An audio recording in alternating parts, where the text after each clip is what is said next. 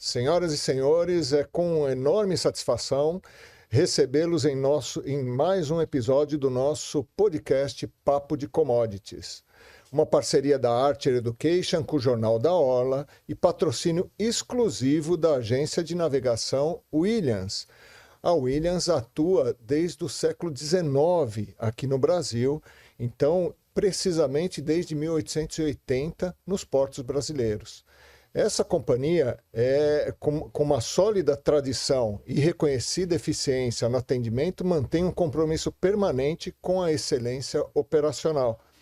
Em constante aprimoramento de seus processos, a empresa busca oferecer o mais alto padrão de atendimento a clientes e parceiros da atividade marítima, apoiada por ampla rede de escritórios estrategicamente distribuídos nos principais portos do país. Hoje, o nosso Papo de Commodities tem a satisfação de receber Amaury de Oliveira, o nosso convidado desse mês. Sejam todos muito bem-vindos e compartilhem esse episódio com quem vive, respira e acredita no mercado e no agronegócio. Conosco na bancada participa aqui Tarsilo Rodrigues, trader da Bioagência. Deixa eu começar aqui, antes de passar a palavra para o Amaury, né? Deixa eu falar um pouco dele, vou fazer uma breve apresentação, Amaury, depois você complementa. O Amaury de Oliveira é advogado com mais de 20 anos de experiência, pós-graduação em processo civil na PUC de São Paulo. Sua trajetória profissional inclui passagem por gestão jurídica em usinas do setor sucroenergético e atuação em escritórios conceituados no mercado brasileiro, onde desenvolveu profundo conhecimento em operações estruturadas de crédito. Atua em questões jurídicas complexas, envolvendo grandes tradings e instituições financeiras, com foco em agronegócio, recuperação de crédito, banking e mercado de capitais. Amaury, seja muito bem-vindo e obrigado por aceitar o nosso convite. Bom dia a todos. Enfim, é um grande prazer, Luiz, poder participar aqui e contribuir de alguma forma. Tive a oportunidade aqui de conhecer o Tarsilo. Fico muito feliz com o convite, muito honrado, me sinto aqui na obrigação de poder ajudar e contribuir de alguma forma com o nosso agronegócio, contando um pouco da experiência que eu vivi ao longo do tempo. Muito obrigado a todos. Bom dia, Tarsilo. Tudo bem? Bom dia, Luiz. É meu prazer estar aqui com um convidado ilustre para a gente destrinchar essa coisa muito simples que é crédito, né? É muito simples. Muito simples aí. Taxa de Ninguém juros. precisa de dinheiro, a taxa de juros está baixa. Tá, enfim, é bacana a gente ouvir aí um especialista nisso. Deixa eu já fazer uma pergunta, né? Então, quem que é Amaury de Oliveira, né? E além desse mini bio que eu acabo de falar. Bom, eu vim lá do interior, né? Sou de Barretos, Opa. Enfim, uma cidade culturalmente ligada ao agronegócio, enfim, gado, né? Pecuária. E eu sempre tive essa vontade de trabalhar com agro, mas infelizmente a minha família não tinha fazenda, eu não conseguia tocar uma roça. Enfim, o destino me levou para Ribeirão Preto. Logo que eu me formei, fui trabalhar numa usina de açúcar e álcool. Peguei lá, a gente costumava dizer que era a faixa de Gaza do álcool, da cana-de-açúcar, não a guerra para comprar commodity, enfim, comprar cana. Fiquei 4 anos em Ribeirão, aprendi bastante. Fui para São Paulo trabalhar com o Buranello, enfim, com outras pessoas aí bastante conhecidas do agronegócio. Pude me aprofundar e desde 2013 eu tento aí desenvolver o meu negócio, né? A gente tá aqui do lado do empreendedor com escritório de advocacia, mas sempre focado aí no agronegócio, entendendo bem a cadeia e tentando, de alguma forma, deixar isso mais seguro, né? A gente está ali, claro, defendendo os interesses dos nossos clientes, mas a ideia é que o setor como um todo, ele, enfim, seja seguro e interessante para que a gente possa expandi-lo. Então, hoje é o que eu faço, é o que eu dedico aí o meu tempo, a minha vida, é a desenvolver o meu negócio e o agronegócio brasileiro. Amaury, antes de eu me aprofundar nessa área de crédito, né, que eu, depois de um tempo que eu trabalhei na Bolsa, eu resolvi entrar nessa área de crédito. E uma questão ficava, né, na minha cabeça, e eu vou jogar para você essa pergunta, tá? Então, as operações estruturadas de crédito possuem uma quantidade grande de prestadores de serviço. Quando você olha uma estrutura de crédito que seja de mercado de capitais, tem assim, uma infinidade de prestadores de serviço. Qual o papel do advogado nessas estruturas? Bom, puxando a sardinha para o nosso lado, claro, o advogado ele tem um papel fundamental que é exatamente formalizar, estruturar tudo aquilo que foi combinado pelas partes. O nosso trabalho é colocar isso no papel e fazer com que isso seja válido num cenário em que alguma das partes descumpra. Esse é o principal papel. E para que a gente possa, de alguma forma, fazer isso bem feito, a gente tem exatamente que entender qual setor que a gente está, qual negócio foi efetivamente realizado, como são as práticas do mercado. Então, essa dificuldade a gente tem, mas a ideia é exatamente formalizar, trabalhar nos instrumentos jurídicos, nos contratos, nos títulos de crédito, nos registros, né? Obedecendo ali os requisitos legais para que aquilo possua efetivamente uma validade e seja execuível, né? Contra a parte que eventualmente descumprir. Eu acho que esse papel é fundamental. A gente sempre fala bastante em segurança jurídica, isso faz parte, né?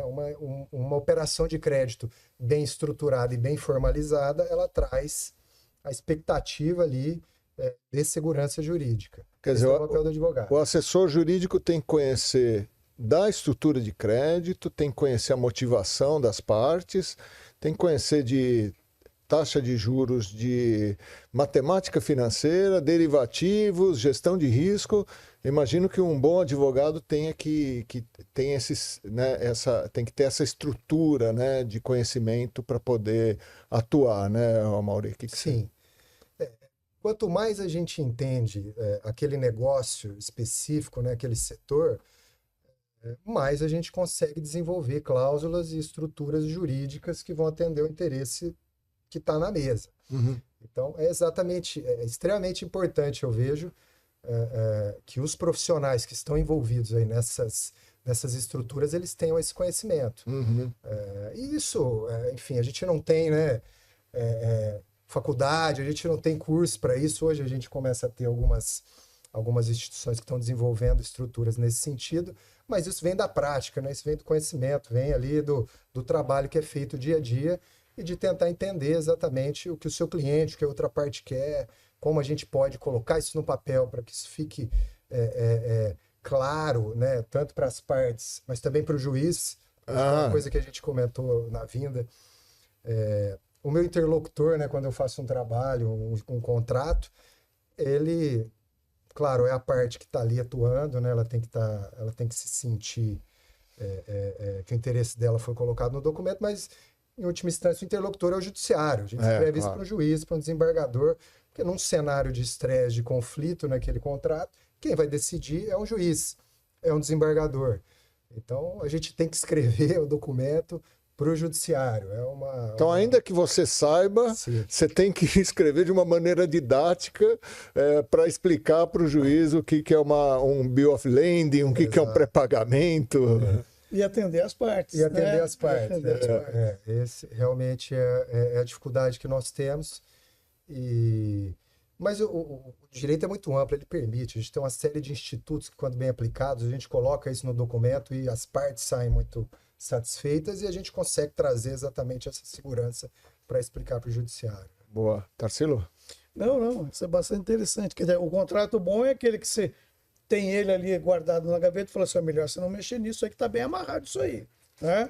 Ou então a hora que dá um problema, você fala, ó, tá vendo? Essa aqui tem uma cláusula de suporte, que acho que é esse que é o ponto, né, principal da questão jurídica do bom contrato. Né? Eu tenho um amigo que é advogado e fala assim, um contrato é uma forma como dois cavalheiros pactuam seus acordos como se fossem dois canalhas, né? Então, essa é uma definição. Boa definição, com certeza. Mas, enfim, bacana. E Amaury, a quantas anda o crédito no Brasil? Vamos fazer uma questão um pouco mais ampla agora. Você que já tem essa vivência aí de alguns anos, qual foi a evolução que a gente viu da questão do crédito? Hoje está melhor ou está pior do que há 20 anos quando você começou?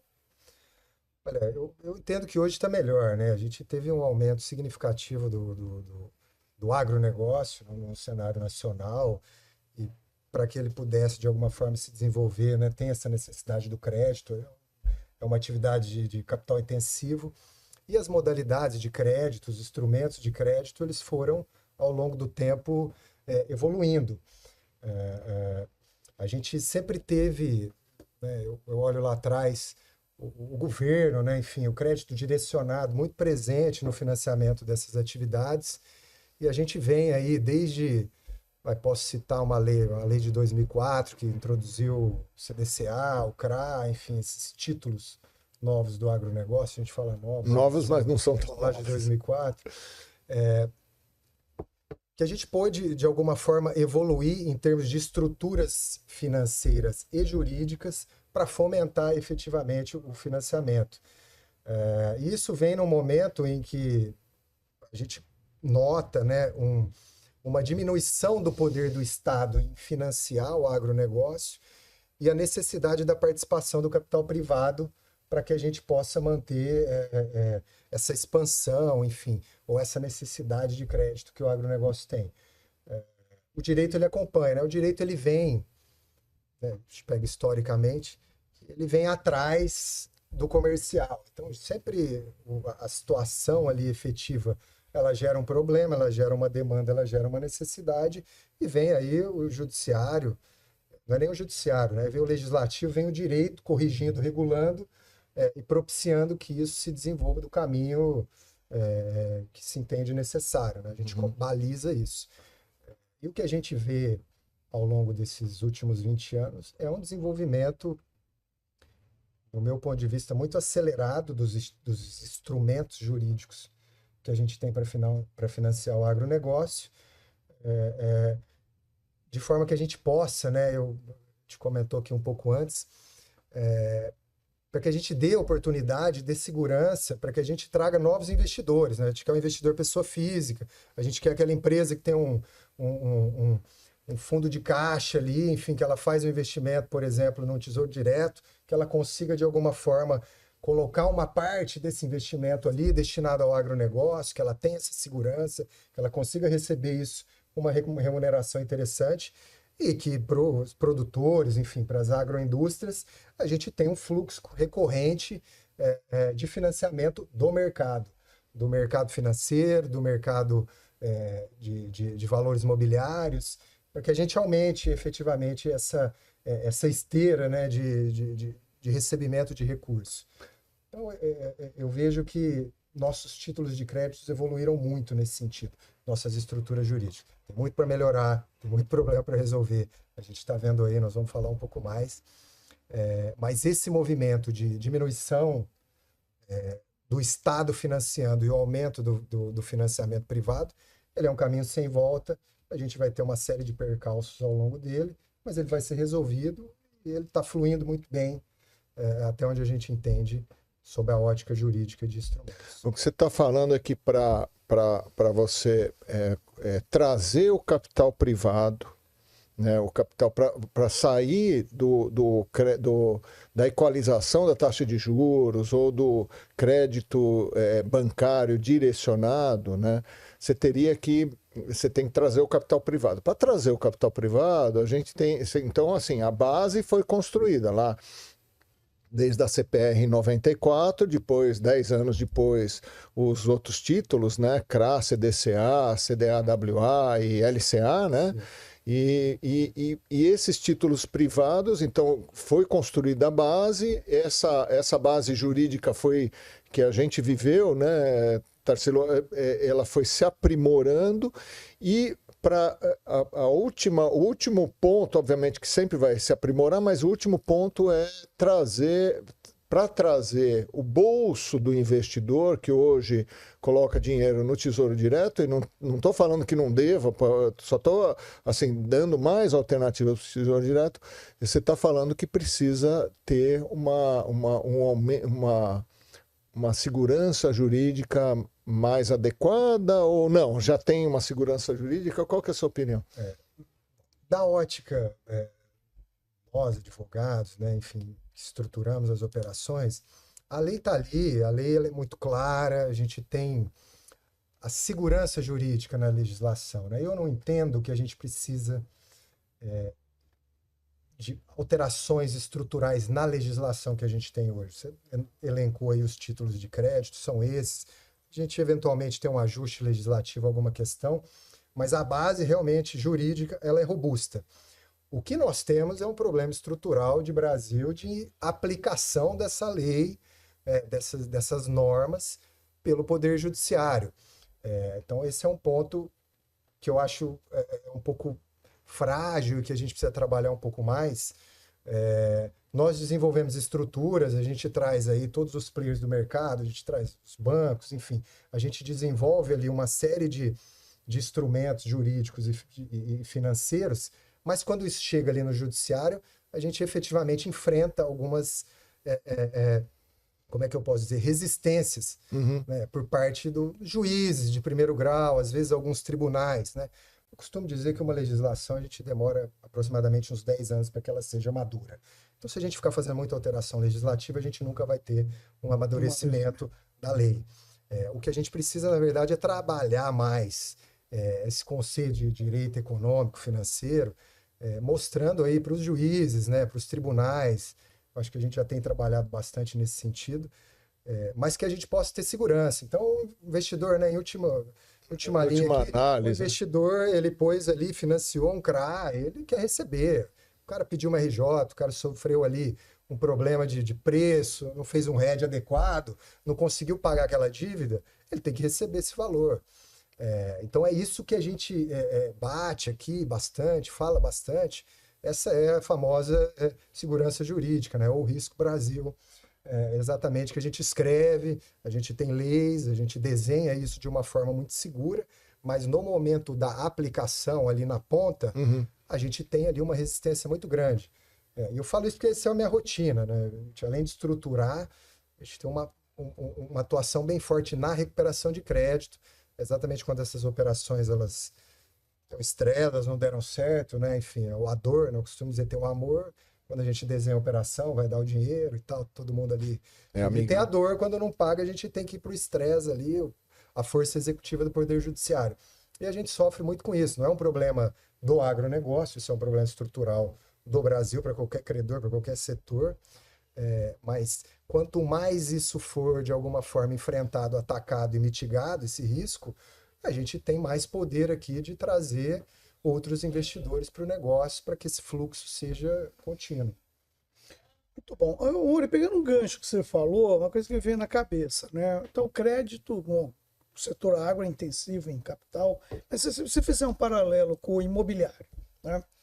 O imobiliário tem seus títulos aí, ou seja, quando uma boa construtora, vamos falar assim, lança um título imobiliário, vamos dizer assim, ela tem expertise, tem o seu maquinário, seu equipamento, um risco relativamente menor. Você falou. Agora eu vou lançar uma operação do agro. Primeiro, pode ser uma boa empresa, mas ela tem clima, né? Porque você falou a questão do RED, a questão de mercado, uma questão de uma série de fatores que às vezes são intangíveis e que sofistica essa operação. Então, a operação de agro, quando você vai vender ela para o consumidor, você fala, olha, isso aqui está muito bem amarrado, a empresa fez o RED. Eu acho que essa dificuldade da ponta, de entender essas diferenças, que é um trabalho ainda a ser feito, né? Porque os riscos são diferentes, né? Então, essa que é a questão que eu coloco para você. Como é que isso está hoje? Realmente é uma questão muito interessante e é um ponto que a gente vem discutindo também há bastante tempo.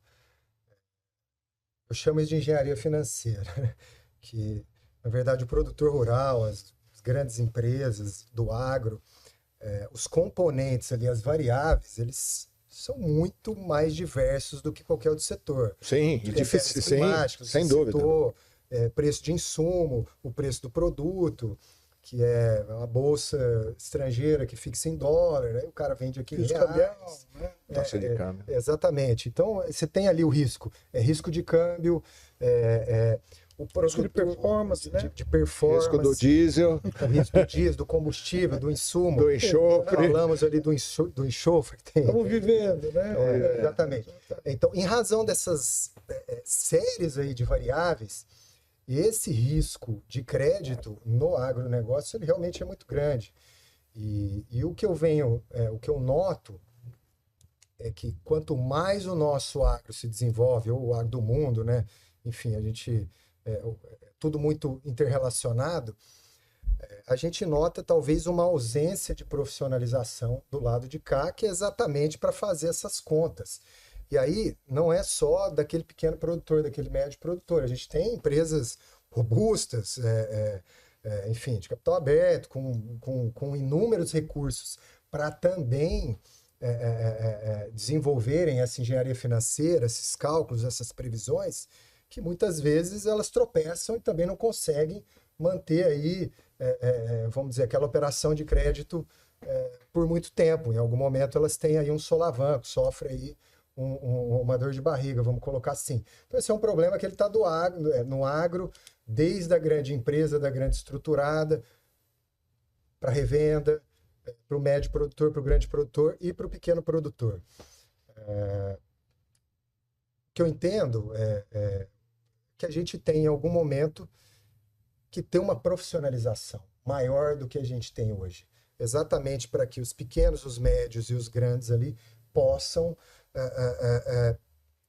ter controle exatamente ali, ou tentar prever de alguma forma, né, para mitigar esse risco de crédito, para mitigar essas intempéries que a gente tem, essas correlações, ou essas variáveis, na verdade, que compõem aí o risco, para que a gente possa, de novo, entregar ali um produto mais pronto, mais palatável para esse investidor na ponta. Mas realmente, esse é um problema seríssimo e ele é inato do setor. A gente tem aí problemas cíclicos, todos conhecem, a gente tem problemas estruturais que cada hora se apresenta, né? Guerra, enfim, enxofre, né? Mudança do insumo, que ele tinha um preço, agora ele vai ter outro. Isso é estrutural, isso é cíclico, a gente sempre tem essas dúvidas. Mas realmente, o que diferencia, né? Aí voltando um pouco que você disse do mercado imobiliário, o que diferencia é exatamente isso, né? Os créditos imobiliários, na maioria das vezes, eles têm um imóvel. O imóvel está lá. Tem lá, tem uma matrícula, um cartão se chover ou deixar de chover. Dependente da situação, você tem um imóvel ali para você discutir, para você atacar. Exato. O agronegócio nem sempre. Às vezes você tem um imóvel garantindo uma operação, mas muitas vezes você tem a safra, muitas vezes você tem aquele crédito futuro, e é perecível, né? Ela é consumível. Se o credor dormir, o cara colhe, leva embora, vende, enfim, sua garantia sumiu. Você não consegue liquidar aquilo, você não consegue receber. Então essa é a grande diferença. Quer dizer, além da gestão de risco, né, que você está falando, né? Então, que a gente fala muito, né, Tarsilo? Aliás, acho que em todos os papos de commodities que a gente já faz há mais de 2 anos, a gente sempre volta no assunto de gestão de risco, né? Assim, não é um assunto fácil, não é um problema de ser difícil de debater, não é isso. É difícil de aplicar, né? Numa lavoura, eu tenho muito contato com o produtor e é difícil mesmo, né? Agora, não tem muita saída, porque tem que aplicar, né? Tem que fazer, tem que tentar fazer um melhor seguro para climático, tem que tentar fazer os hedges, né, cambiais e fazer as operações de trava, etc. Além de tudo isso, né, você tem do outro lado, que é o fulano lá que vai dar o dinheiro, você tem que dar uma segurança jurídica para ele. E aí a gente entra num tema que você falou da parte de risco, de crédito, né? Mas você entra num tema de garantias, né? E aí você falou, poxa, você tem lá as garantias como penhor de safra, hipoteca, alienação fiduciária, né? Quer dizer, uma coisa é você atacar um imóvel, né? Outra coisa é você ter uma fazenda, o produtor tem lá, pede uma recuperação, ou uma revenda pede uma recuperação, e aí o juiz fala assim, não, mas esse daqui ele precisa desse imóvel para ele se soerguer, para ele voltar às atividades. E você trabalha bastante com isso, que eu sei. E o que você pode falar para o nosso ouvinte, né, em relação a esse tipo de insegurança das garantias? Na verdade, essa insegurança ela existe, ela ainda se mantém. E aí, na linha do que eu comentei lá atrás, a legislação, para ela amadurecer, ela demanda aí alguns anos. As recuperações judiciais de produtor rural do agronegócio, né, é recente, né, vem aí de 2021, na verdade, que a gente... que o judiciário entendeu que seria possível que o produtor rural pedisse recuperação judicial. E o que a gente tem visto na prática? Ainda que tenha, né, uma operação bem estruturada, extraconcursal, e aí só explicar um pouco aqui o que é extraconcursal. É importante. São operações, são dívidas, na verdade, que não se submetem aos efeitos da recuperação judicial. Como você estrutura um crédito, né? Hoje, todos os investidores, eles buscam uma segurança. Então, o que a gente busca? Estruturar um crédito que o produtor entrando em recuperação judicial ou não, meu crédito não é afetado de maneira alguma. Então, a gente chama isso de crédito extraconcursal. A legislação traz muito clara quais são as hipóteses em que o seu crédito não se submete. Boa. E a gente tem algumas garantias que também deixam o nosso crédito extraconcursal, quer dizer, pediu RJ, não interessa, minha execução continua. A garantia ainda está válida para aquele tipo de crédito. Ela não entra no RJ. Não entra no RJ. A gente tem legislação para isso. A gente teve em 2021 o início desse movimento de recuperação judicial por parte dos produtores rurais. E isso voltou a ser discutido. Então, a gente teve juiz entendendo que ainda que esse dispositivo tivesse expresso ali, dizendo que o crédito extraconcursal, ele trazia de alguma forma isso para dentro da recuperação judicial. A gente tem também uma discussão muito relevante, que ainda que o judiciário entenda que esse crédito ele é extraconcursal, aquele bem objeto da garantia, uma colheitadeira, uma plantadeira, enfim, a soja, em muitos casos, ele é um bem essencial para o soerguimento dessa empresa. Então, olha, seu crédito não se submete aos efeitos da recuperação judicial. Você vai receber ele integral, você não vai receber via parcelado aqui, de acordo com o plano. Mas você não vai poder atacar sua garantia. Sua garantia está blindada durante um determinado período, exatamente porque ela é essencial. Então, o que a gente trouxe o que essas novas recuperações judiciais, né, novas que eu digo de produtor rural desde 21, trouxeram aí de discussões para o judiciário? Concursalidade ou não do crédito e a essencialidade dos bens aí dessas garantias. E a gente tem sofrido muito com isso, apesar do STJ, né, que é quem uniformiza aqui o entendimento jurídico sobre as matérias aqui para o país, ainda que ele já tenha entendimentos consolidados, né, sobre essa concursalidade, sobre a essencialidade, o que a gente vê na prática, na ponta, né, o juiz ali do sertão do Mato Grosso, o cara do Tocantins, do Piauí, quando tem uma RJ, o juiz não respeita esse precedente. Muitas vezes o tribunal também não respeita esse precedente. E aí o que acontece com o credor? Ele tem ali, né, a gente é advogado, a gente estrutura uma operação, fala, cara, seu crédito é extraconcursal e esse bem não é essencial. A gente demora 2 anos para ter uma decisão para fazer valer aquela estrutura que a gente desenhou. E esses 2 anos é o tempo suficiente que o produtor tem para consumir a sua garantia. Então a gente vive hoje um cenário que tem essa realidade. Por mais que a gente tenha um entendimento já fixado nas cortes superiores, a gente sofre aqui na ponta, com o juiz de primeiro grau. Esse é um trabalho que a gente tem que fazer, faz parte, eu acredito, do desenvolvimento, do amadurecimento da legislação, mas a gente tem. E ele está aí e a gente tem endereçado esse problema com palestras, enfim, falando do tema, né? Exatamente isso que a gente está fazendo aqui, se aproximando do judiciário, trazendo o judiciário para discussão. É dessa forma que a gente consegue atacar, mas esse problema existe. Muito bom. Acho que a gente vai dar um intervalinho aqui. Pessoal, a gente já volta, espera um instantinho.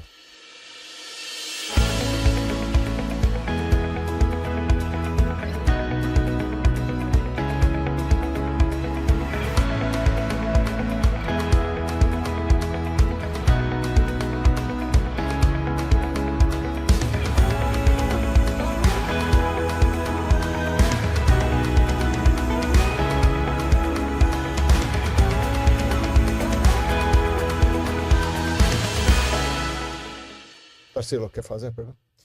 Vamos lá, Mauri. Uma pergunta bem simples. A lei de RJ é boa? Boa pergunta. Boa pergunta.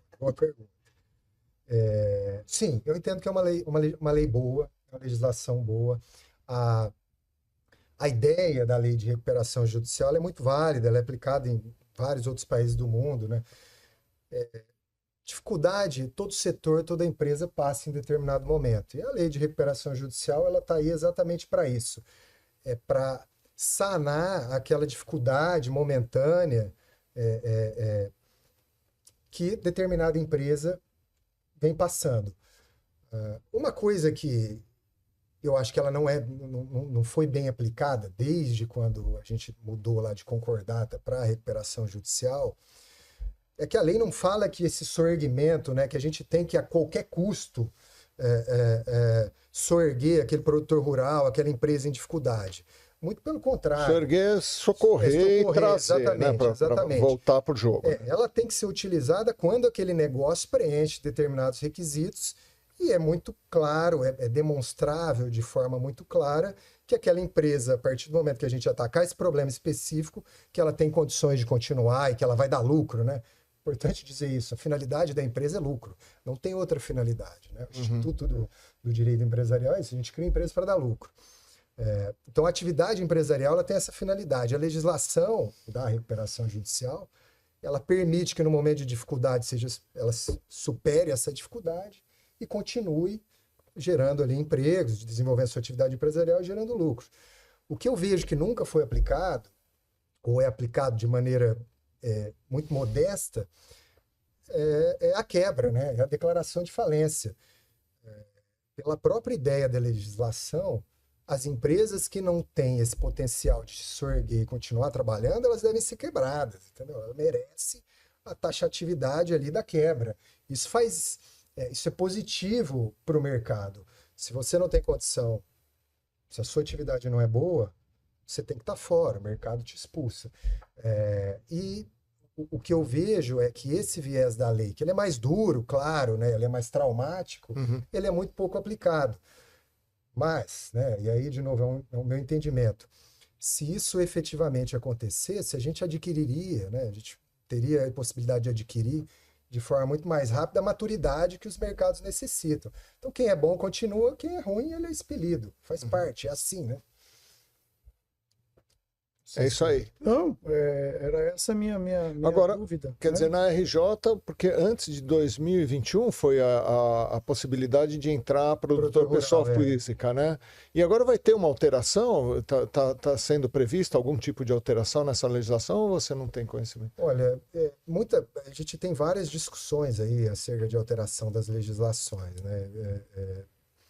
Eu não vejo, eu não tenho nenhuma aqui que me vem à mente que está próxima de ser aprovado ou que está bem avançado.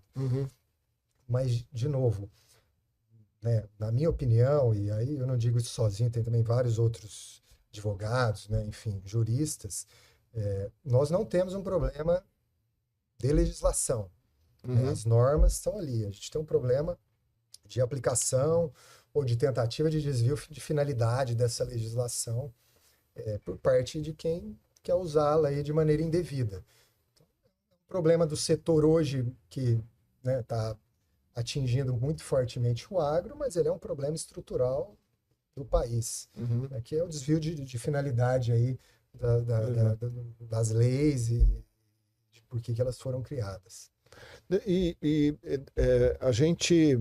Quando a gente vê que existe um problema, né, de recuperação de crédito, né, e você que está muito próximo das partes, né, qual que é a sua opinião em relação à restrição de crédito? Tem muita gente falando que com essa insegurança, não é bem insegurança, mas é tudo junto, né? Quer dizer, e aí você vê grandes empresas pedindo recuperação judicial, você tem aquele problema de que a empresa tá pedindo um haircut de 85%, etc.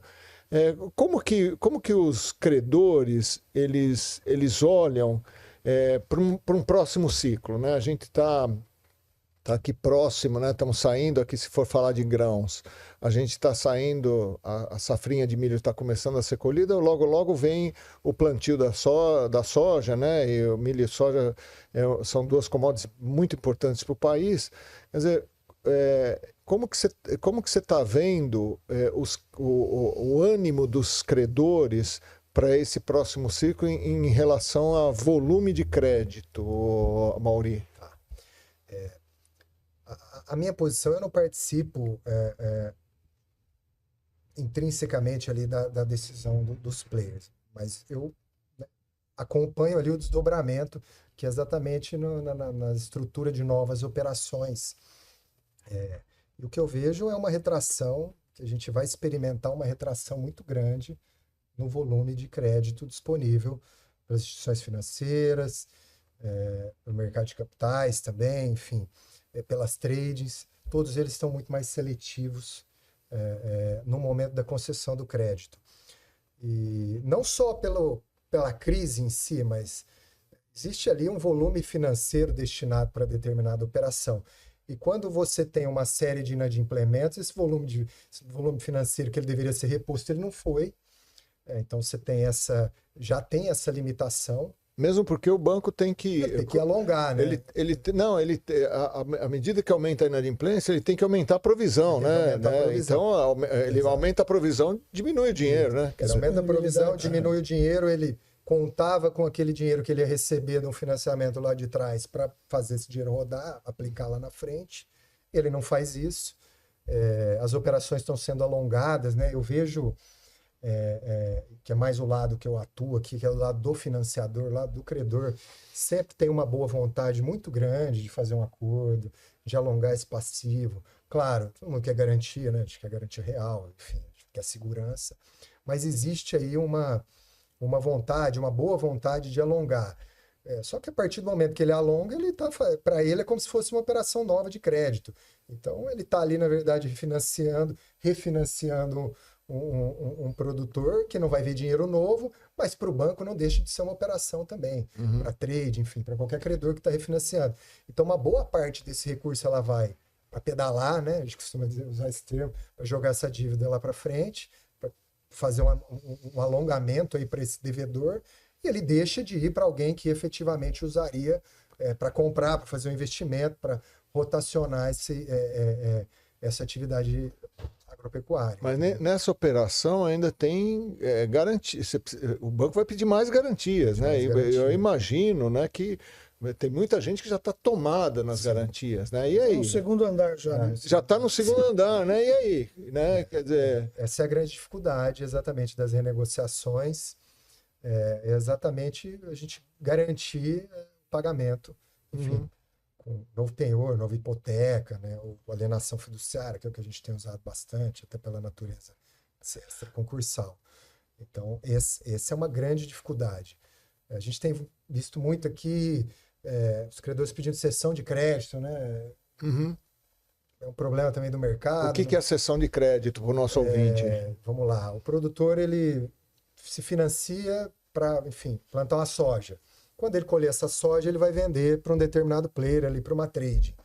Então, ele cede esse direito creditório. Lá, quando ele vender e entregar, ele vai ter um dinheiro para receber da trade. Então, essa é a garantia que ele já passa para um outro financiador. Ele cede esse crédito, esse recebível futuro. Então, o importante se ele tem que performar. Futuro, ele só vai existir se ele entregar o produto para essa trade, vamos dizer assim. Quer dizer, se tiver um problema de risco climático... Se ele não entregar, esse crédito não existe. A garantia não existe. A garantia não existe. A garantia futura. Sim. Um evento futuro incerto. Está condicionado à sua entrega. É um elemento importante. Ele é muito importante. Exatamente. O Amorim, no evento da Canaplan, né, uma consultoria renomada aí do setor, em final de abril, o título do evento dele foi A Tempestade Perfeita. Eu acho que ela se aplica assim de uma forma, para mim, muito, muito clássica, que é o que a gente está vivendo. Né? O que nós estamos vivendo? Nós estamos vivendo uma incerteza geopolítica que está mexendo com tudo, todas as cadeias de suprimento do mundo, como talvez nunca vimos até o momento. Isso traz uma complexidade que a gente ainda vai sentir, de aumento de custos, né? As cadeias vão ficar mais complexas, né? Ou seja, a segunda opção é muito mais cara, né, do que o tradicional que a gente tem. Então a gente está vendo aumento de custos, né, um desequilíbrio do mercado. Você está vendo governos tendo que pôr dinheiro para segurar insumos básicos, como a gente está vendo no Brasil, diesel, gasolina, isso está acontecendo no mundo inteiro, né? Ao mesmo tempo em que a gente está com a... Vamos pegar o sucro alcooleiro. A gente está com a safra plantada lá atrás, foi plantada num outro custo, e a gente está vendo uma pressão dos preços poucas vezes vista. Etanol, açúcar sendo vendido abaixo do custo. Excesso de oferta. Excesso de oferta. Então, é a tempestade perfeita. Então, eu vou ter que começar a fazer tratos culturais, né, da cana que eu estou colhendo, e o dinheiro está curto. O ano que vem eu vou ter que plantar no verão, vou plantar sobre um outro custo. A taxa de juros, por sua vez, está sendo pressionada, né? A taxa de juros nos Estados Unidos acaba refletindo. Pela 12ª semana consecutiva, a pesquisa Focus aponta aumento da inflação decorrente de tudo isso, e aí eu vou precisar de crédito, né?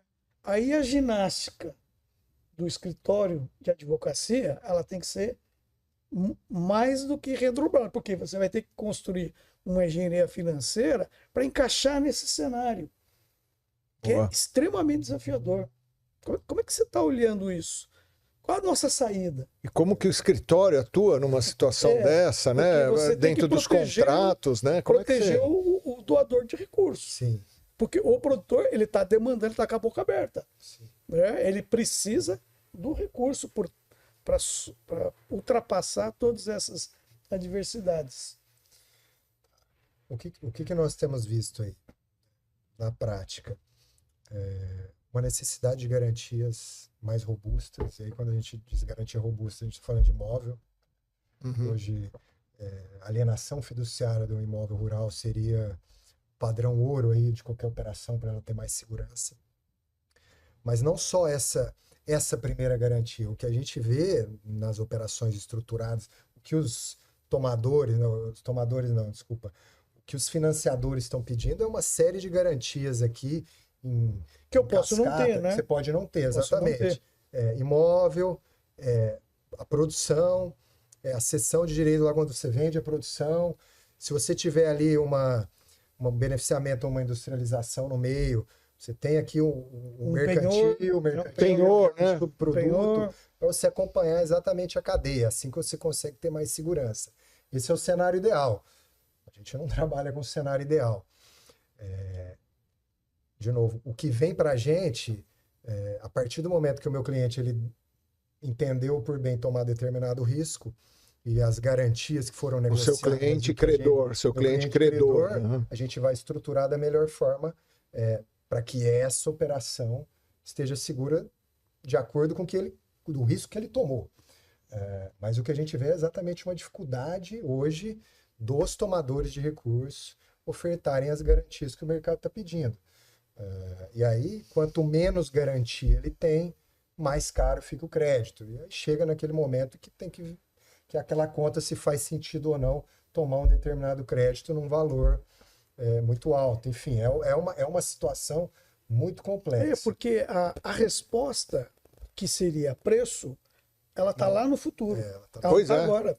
Né? A resposta vai ser via preço. É óbvio que isso vai levar a uma redução da oferta, só que eu preciso estar vivo até a hora do preço. Mas os preços futuros estão indicando alguma coisa nesse sentido? Porque esses dias eu estava dando uma palestra falando de taxa de juros, e tinha uma pessoa de uma casa corretora, e aí eu falei, fulano, quanto que está a taxa de juros, o DI, para 2032? Ele falou 14,32%. Quer dizer, então a gente está falando em 2032, não tem expectativa de cair. Eu vou responder para você o que está acontecendo no mercado de açúcar hoje.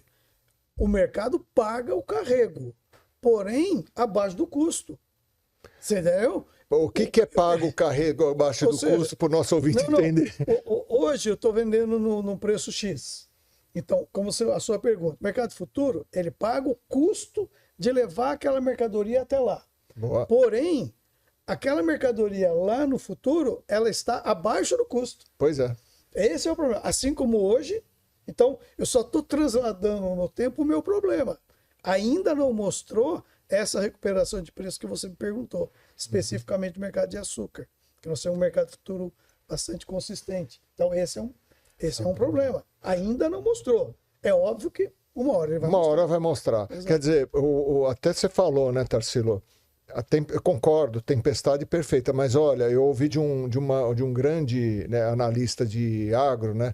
Ele falou, mas a tempestade passa, né? Nós só não sabemos quando, mas é isso que você está falando. Quer dizer, a tempestade ainda, pelo menos o futuro está indicando que a tempestade vai demorar um pouco mais. Mas enquanto isso, eu tenho que continuar fazendo trato, eu tenho que plantar, eu tenho que trocar maquinário.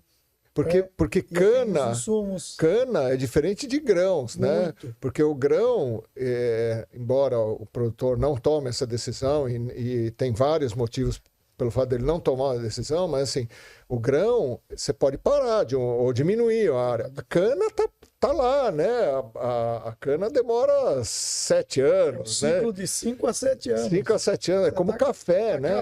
Quer dizer... E a gente não tem no nosso... O divórcio é mais caro.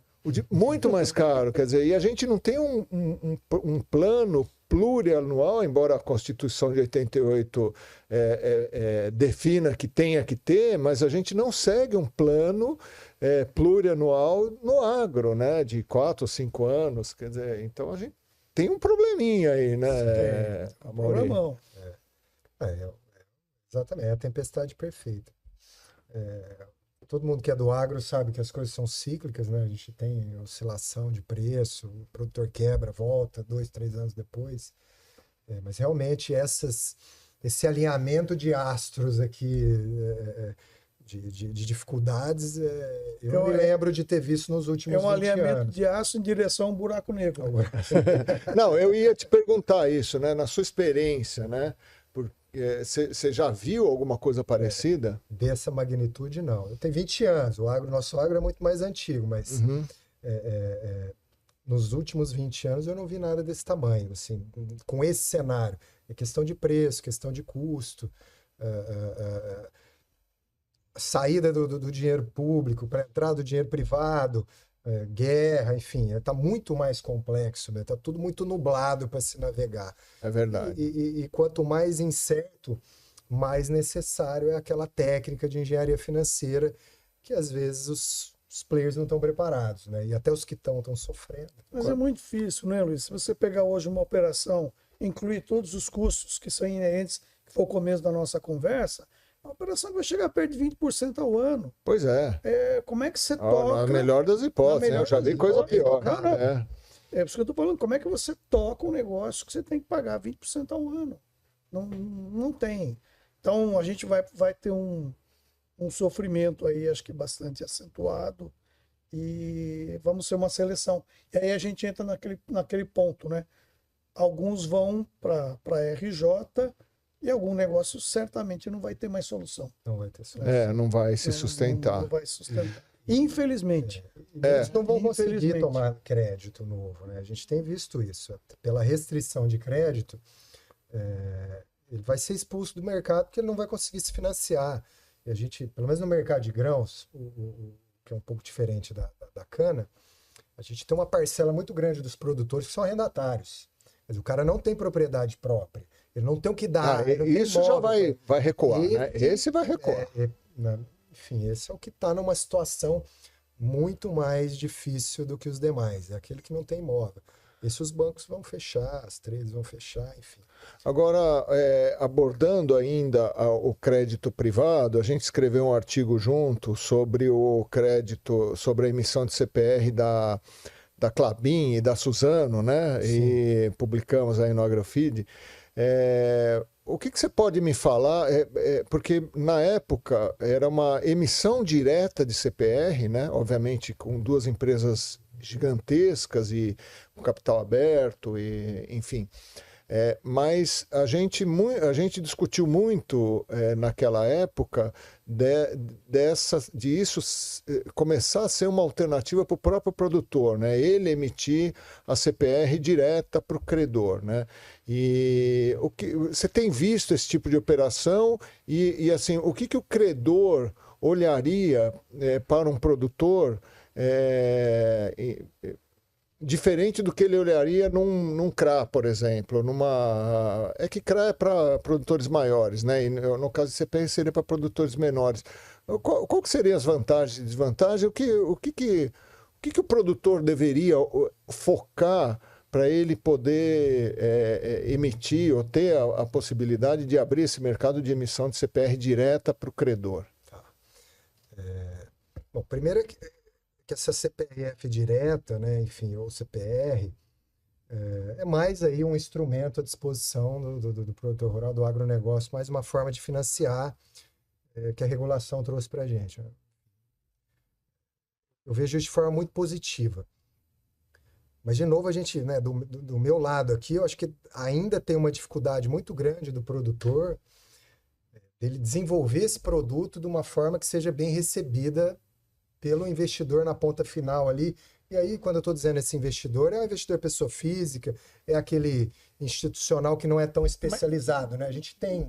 Só para eu entender, então está faltando uma embalagem bonita. É alguém que empacote isso e leve na linguagem do investidor. Exato. É isso? Exato. Eu entendo. Isso é um canal para muita gente especializada fazer isso. Sem dúvida, não é? Sem dúvida. Porque eu entendo. É a pergunta que eu ia te fazer. Eu sou um produtor pequeno. Avesso a operações. Eu sei ir no banco, né? Falar com o gerente, ele me dá não, daí eu sei fazer, conheço. Né? Agora, como é que é o primeiro passo para ele fazer isso? Né? A quem ele procura? Um escritório de advocacia como vocês, que vão dar ele esse suporte. Falou, você sabia que tem uma CPR? Você pode fazer e a gente vai empacotar. Como é que eu... Seria bastante interessante. Claro. Eu acho que esse é exatamente o caminho. Ele vai ter que procurar alguém para fazer essa ponte. Ele sozinho ele vai ter uma dificuldade muito grande.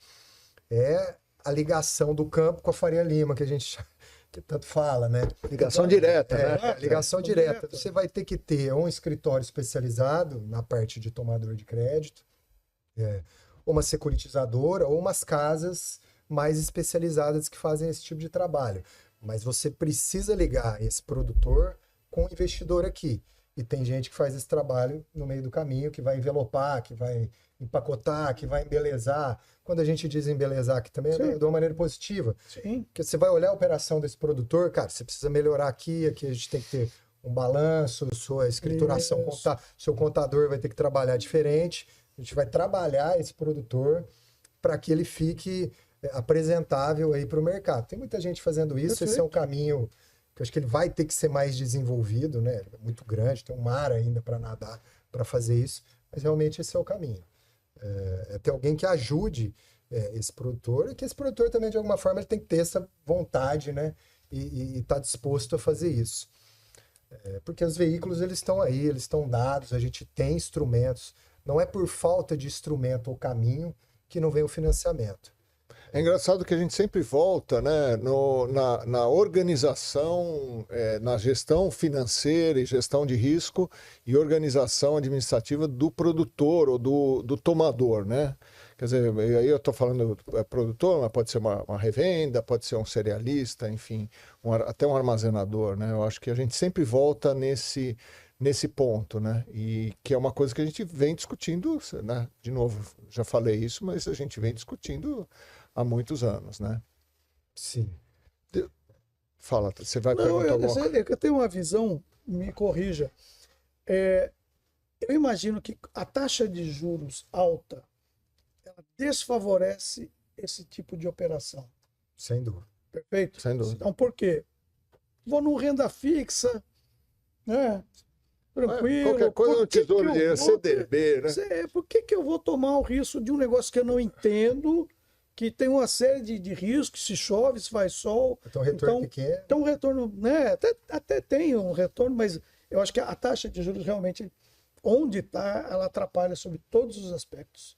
Tá correto? Não, sem dúvida. O seu raciocínio está extremamente correto. É mais um item aí da tempestade perfeita. Não é, porque você tá ruim, o cara falou, deixa eu ver se tem alguma coisa. Tem um cara lá, um produtor de mandioca lá, o cara tá emitindo um negócio, tá pagando. Vamos lá, né? Vale a pena. Acho que realmente a gente tá é mais um elemento da tanto, Tarsilo, quando a gente olha lá aquela época, artificial não, tá? Da taxa de juros, que foi de foi de agosto de 2021 até março ou abril ou maio de 2022, a taxa de 2% ao ano foi quando o mercado de capitais conseguiu dar uma alavancada grande. Por quê? Perfeito. Porque, óbvio, né? O investidor pessoa física, ele olha e fala, meu, Tesouro Direto está me pagando 2%, o Selic, né? A Selic estava 2% ao ano. Peraí, deixa eu tomar um risco, eu quero tomar risco. Então, e aí é um problema estrutural, como você já tinha falado, né, do nosso país, que a gente tem... Por vários problemas, fiscal e etc., né? Aí a gente mas por vários problemas, a gente tem uma taxa de juros muito elevada e o Tesouro, ele precisa, né, emitir os títulos para financiar a máquina pública, que tem várias limitações, e ao fazer isso, o Tesouro, ele paga um juros alto e com risco baixo, né? Então, quer dizer, o risco-retorno é assim, o livro-texto, né? Se você tem um risco alto, você vai ter um retorno alto, na teoria, né? Mas pode perder tudo, mas tem, em média, um retorno alto. Aqui no Brasil, não. Você tem um retorno alto e o risco baixo, que é o título do governo. Então, assim, como você falou... Isso não é bem a tempestade. Isso já é estrutural há muito tempo que a gente tem que... Né, não sei quando que a gente vai conseguir reverter isso, né? Mas o importante, acho que, enfim, a gente tem todos esses desafios, mas a partir do momento que a gente vai construindo uma base sólida de instrumentos e vai educando isso é muito bom. O mercado, vai trabalhando, vai desenvolvendo estruturas mais sólidas, a ideia é maximizar a chance desse mercado dar certo, disso funcionar. Uhum.